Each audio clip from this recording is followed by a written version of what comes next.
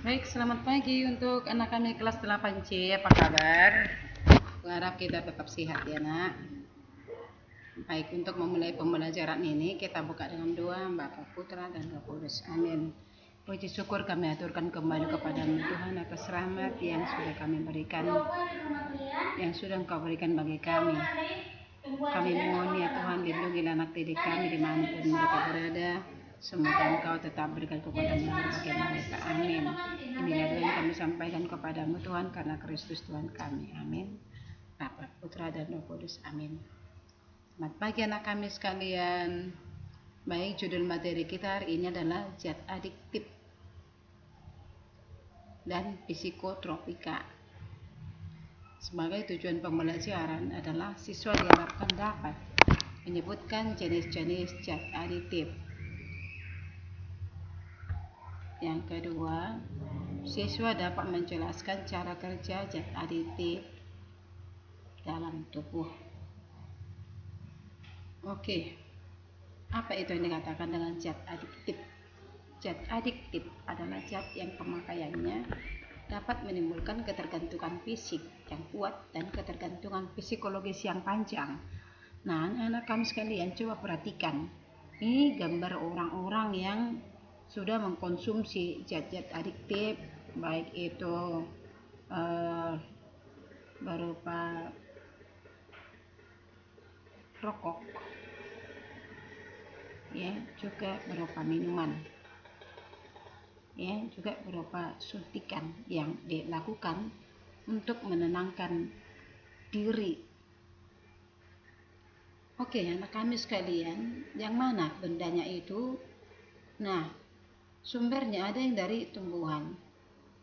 Kalau sumbernya dari tumbuhan, berarti itu masuk ke dalam kelompok narkotika. Tapi kalau misalnya dia sebagai obat penenang, itu biasanya digunakan oleh pihak kedokteran, ya. Nah, secara khusus memang dosis yang digunakan itu adalah dosis kecil. Tujuannya adalah supaya si pasien itu ya bisa dapat tertidur, ya, apalagi untuk orang-orang yang susah tidur. Lalu sebagian itu bagian lagi ada yang dikatakan dengan kelompok zat aditif alkohol. Nah, alkohol ini merupakan zat yang diperoleh melalui fermentasi ataupun peragian dari bahan tertentu. Baik, kita coba lihat sebentar ya. Yang mana saja yang termasuk ke dalam kelompok narkotika tersebut? Tak lain tak bukan tadi adalah ganja.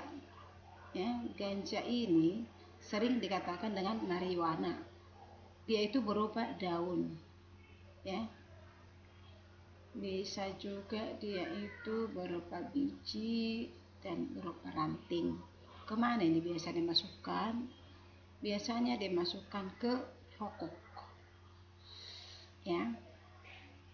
Kemudian kelompok opium ini diperoleh dari getah buah, ya. Buah apa itu? Papaver somniferum. Nah, opium ini kelompoknya adalah candu, morfin, putau, heroin, dan kodein. Inilah kelompok daripada opium. Sedangkan bagian yang berikut adalah kokain. Ini diperoleh dari dalam bentuk daun yang dikatakan dengan Erythrocylum coca. Nah, sering dikatakan dengan coca itu ya. Nah, untuk selanjutnya, kalau kamu lihat gambar, bentuk daripada coca itu adalah seperti ini, ya. Sedangkan kelompok narkotika nikotin yaitu dalam bentuk tumbuhan, itulah yang dikatakan dengan tembakau, ya. Jadi tembakau bisa menghasilkan nikotin. Bentuk cannabis sativa seperti inilah yang sering digunakan di mana di dunia kedokteran, ya. Oke, papaver somniferum ini kalau ada bentuknya seperti ini juga masuk ke dalam kelompok zat-zat aditif tadi.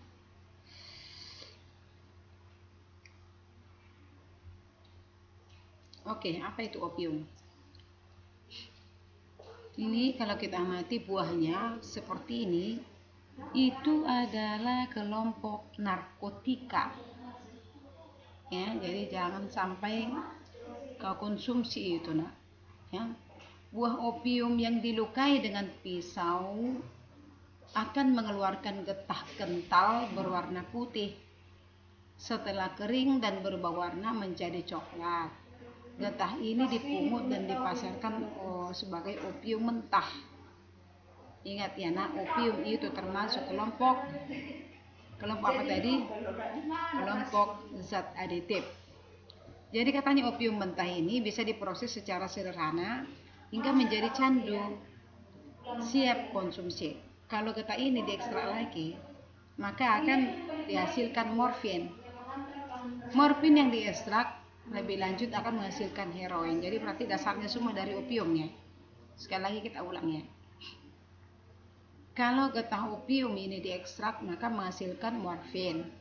Lalu kalau morfin lagi diekstrak dia menghasilkan heroin. Limbah ekstrak ini kalau diolah lagi itulah yang menjadi sabu-sabu. Nah, kita ketahui bahwa sabu ini termasuk kelompok zat aditif yang termurah. Maka orang lebih condong kemari ya dibanding dengan yang lain. Dari segi dana, orang yang sudah kecanduan dengan ini pasti harus ada. Jadi kemampuan uangnya mungkin hanya sampai batas sabu.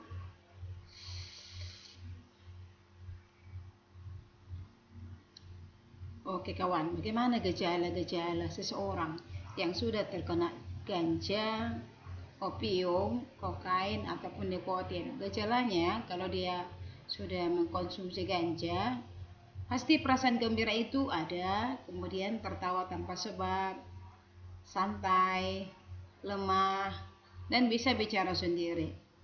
Terus mengantuk, menguap, susah tidur, dan pengendalian diri kurang. Maka dia harus konsumsi ganja. Dari manapun harus diupayakan untuk membeli ganja. Bisa jadi supaya dia temukan itu, ya membunuh pun dilakukannya supaya ada uang beli ya buat beli ganja ya. Kemudian opium itu kalau sudah dikonsumsi maka penggunanya akan memiliki gejala gembira, kemudian tertawa berlebihan, terus bicara sendiri pun sudah bisa, dalam artian nggak terarah pembicaraannya itu.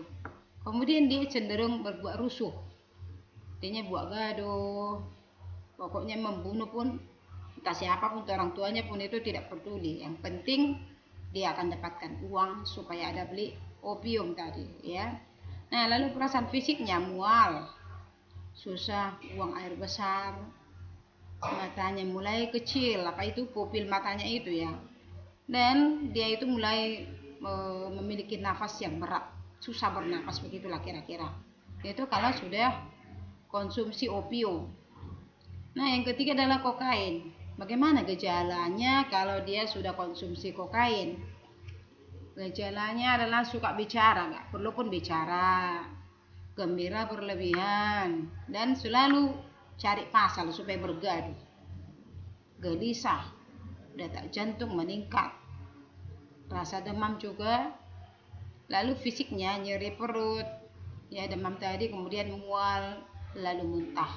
Itulah gejala yang dimiliki oleh pengguna kokain. Sedangkan kalau dia itu pengguna nikotin, tanda-tanda ataupun gejala yang dimunculkan antara lain selalu gelisah, mengamuk terus, ngantuk, malas, daya pikirnya pun menurun. Nah, kemudian bicaranya lambat, tindakannya pun lambat. Maka tak bisa diharapkan orang-orang yang sudah menggunakan nikotin tadi. Tapi dari antara yang 4 ini, nikotinlah yang paling ringan, ya, yang paling gampang untuk dibagaimanakan diatasi. ya. Kemudian selain apa yang sudah kita bicarakan tadi, kita juga akan sampai pada pembahasan tentang alkohol. Alkohol diperoleh dari proses fermentasi ataupun peragian dari sejumlah bahan. Bahan yang bisa menghasilkan alkohol adalah beras pulut atau ketan, kemudian singkong, dan perasan anggur. Fungsi utamanya untuk apa? Mensterilkan alat-alat kedokteran. Ya, Nak? Lalu bagaimana gejala dengan penggunaan alkohol tadi? Gejalanya gembira. Nah, pengendalian diri turun. Coba lihat orang yang mabuk. Pada umumnya kalau sempat dia mengendarai sepeda motor, apakah ada keselamatan atau tidak? Nah, cenderung itu akan katakanlah tidak selamat. Karena apa? Tidak terkendali lagi dirinya. Maka ada baiknya orang yang sudah minum tua itu atau minum alkohol, ya sebaiknya lebih baguslah istirahat ataupun tidur, atau mungkin lebih bagus dia mandi. Dengan mandi pasti pendinginan terjadi, ya. Artinya gejala tadi pada akhirnya akan berkurang. Mukanya pun merah gitu kalau dia itu sudah konsumsi alkohol yang katakanlah rutin.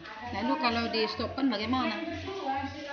Kalau di stopkan alkoholnya pasti badannya gemetar, muntah, kejang-kejang, susah tidur, dan ada gangguan jiwa. Oke, nah, sampai di sini dulu ya pertemuan kita. Mudah-mudahan Anda yang sudah paham dengan pembelajaran tadi, ya bisa Anda atasi supaya tidak konsumsi anak. Oke, selamat pagi. Kita tutup dengan doa. Bapa, Putra, dan Roh Kudus. Amin. Kemudian pada Bapa dan Putra dan Roh Kudus, seperti pada permulaan, sekarang, selalu, dan sepanjang segala abad. Amin. Bapa, Putra, dan Roh Kudus. Amin. Selamat pagi anak kami sekalian.